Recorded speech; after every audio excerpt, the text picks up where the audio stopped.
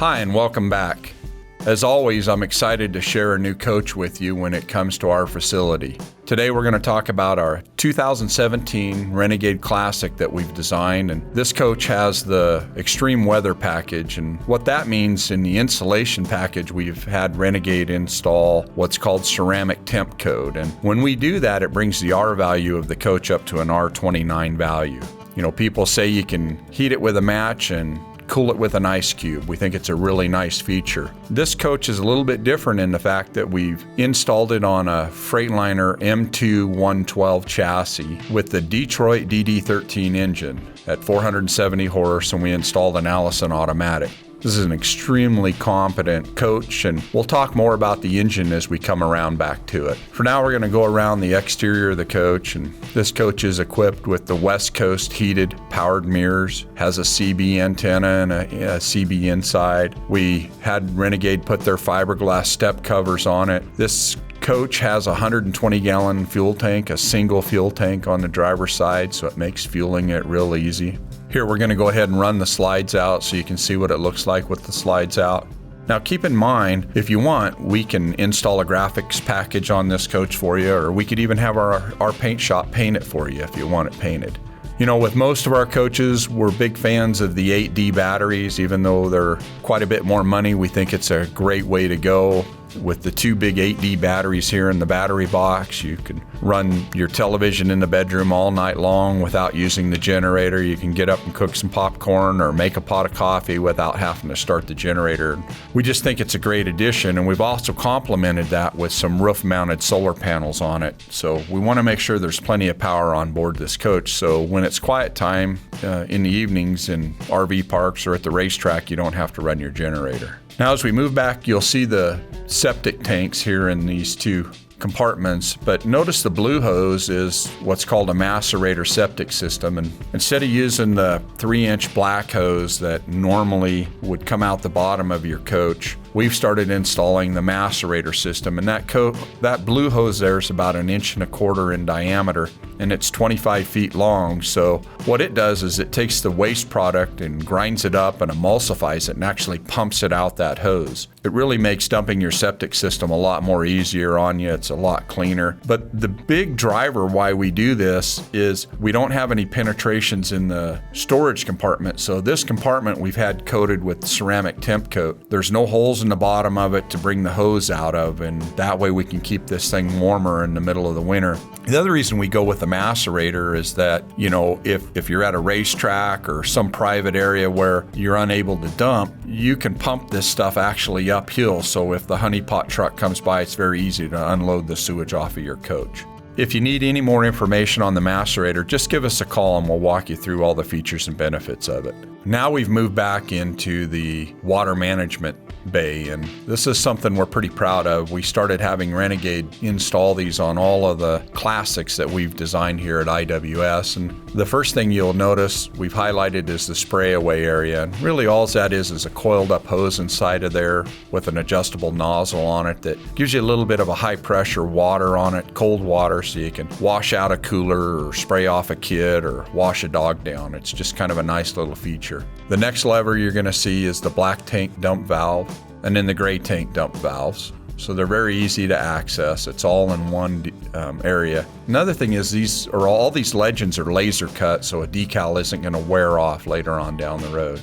You can see there is the FlowJet Macerator switch, the city tank fill, the cable TV hookup right there. This is the freshwater inlet. This is where you would fill your storage tanks from. And then there's a low point drain. Also, it's a pressurized water spigot. You can hook a garden hose on it. This coach, we added an exterior water pump switch on it, so you can turn the water pump switch on from outside the coach. And then we have the low point drain, which is part of the rapid winterization system. On this coach, we've upgraded the generator to the 12.5 Cummins Awning diesel generator. By doing that, if you're running all of your appliances, you should have approximately 30 amps available to run. You know, if you have a race trailer, you'll be able to run power in it, or if you want to power up a second RV. But by going to the 12.5, we've really significantly increased any power requirements you may ever want. It's going to be there.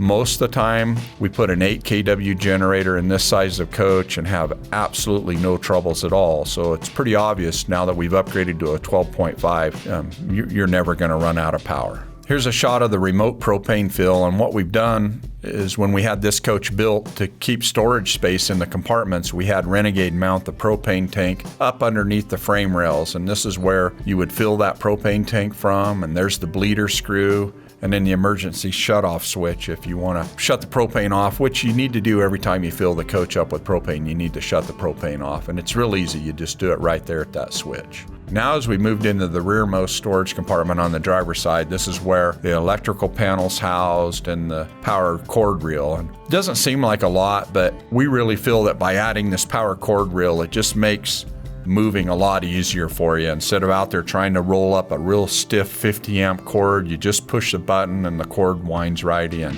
Also notice there's a 30 amp RV plug at the back of the coach. If you have a stacker trailer or a race trailer, or if you just have somebody beside you want to plug in, you can access this outlet up through the bottom of the coach, and you'll have plenty of auxiliary power available on this coach. Now we're going to move around to the rear of the coach and talk about it a little bit. This coach we've equipped with a rear view camera, and you can see that here in the video, and this shines down on your trailer or use it as a backup camera. But we've also installed side bullet cameras on the front fenders on the left driver and passenger side of the coach. So when you turn your turn signals on, you're going to get a view on your flat screen that shows you what's on the left or right of you. Also notice we put our security lights on this coach, and they're a LED scene light. They're extremely bright. We've equipped this coach with 5 of them, or actually 6 of them on this coach, and they're switched from inside the coach. So they serve many purposes. Number one, when you're out camping, if you want to have perimeter lighting on the coach, you can turn the driver's side on, the passenger side, or the rear part of the coach. If you're hooking up a trailer at night, you can just turn on the rear. But we also view them as a real nice security and a safety feature. You know, if you're camped in the middle of nowhere and you hear a bump in the night, you can flip the switch on and you're going to light up probably a 30-yard perimeter entirely around this coach. These lights are just amazing. They're pretty expensive, but we think, you know, when it comes to safety and security, that it's money well spent.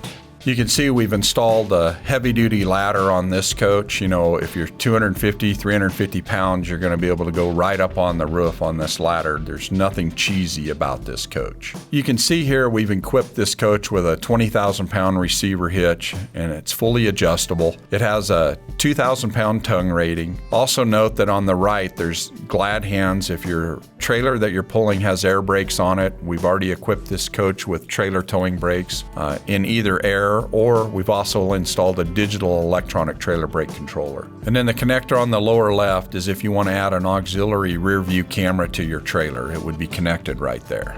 Now we're going to move around to the passenger side, or the curb side as the RV industry calls it. And the first thing we're going to do here is run the powered awning out so you can see that. Also notice we mounted the scene lights underneath the awning. We also installed a light right over the top of the door so you could have a lot more subtle lighting for an evening light. I want to point out this awning has motion control in it, so if the wind gets to whipping it around, it'll automatically retract. Now we're going to move through the storage compartments of this coach, and pretty much all of the compartments on the curb side or passenger side of the coach is all available for storage. On this coach, we went ahead and prepped it for a refrigerator freezer package. So there's a 110 outlet in this box and a 12-volt outlet. And just in case you want us to add a refrigerator freezer down in this compartment, that's where we would do it. It's all pre-wired for it. As you can see, there's lots and lots of storage space on the curb side of this coach. In this compartment is where the inverter's housed and the solar panel controller. We mounted 2 big panels up on the roof, and here's where you can monitor the incoming voltage off of them.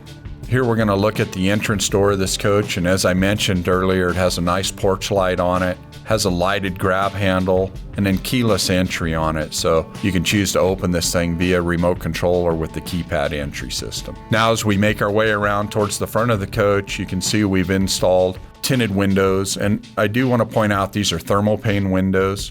As you can see, here's a shot of the passenger side step. Getting in and out of this coach is very easy. Renegade's done a good job of placing the steps in just the right spot. Now we're going to really get down to the power end of this unit. It's so hard to explain all of this in just a short amount of time on a video, but this engine is equipped with a Detroit DD13 engine. So it's a 12.8 liter engine, and it puts out 470 horsepower and 1,650 foot-pounds of torque. To help put this engine into perspective for you, this engine has 470 horsepower and makes over 1,650 foot-pounds of torque. So when you see an over-the-road truck going up and down the road pulling a semi-trailer, most of them are grossing 80,000 pounds. This is a very typical engine that you would see in them. So this is an extremely competent power plant. It has a B50 life rating of around 600,000 miles. So that standard says that more than 50% of these engines have lasted over 600,000 miles without any major engine repair. I think the biggest disservice you could do to this motorhome is to not get out and put some miles on it. You know, it would be not uncommon for this engine to go over 1 million miles without any major engine repair. One of the reasons that we chose the DD13, and incidentally it's the exact same engine that I put in my personal coach, is the fuel mileage on it's incredible, and there is oil change intervals up to 25,000 miles on this engine. You know, so it's designed to get in and go mile after mile, uphill, downhill. You are not going to be regretting the power if you chose this engine for this particular coach.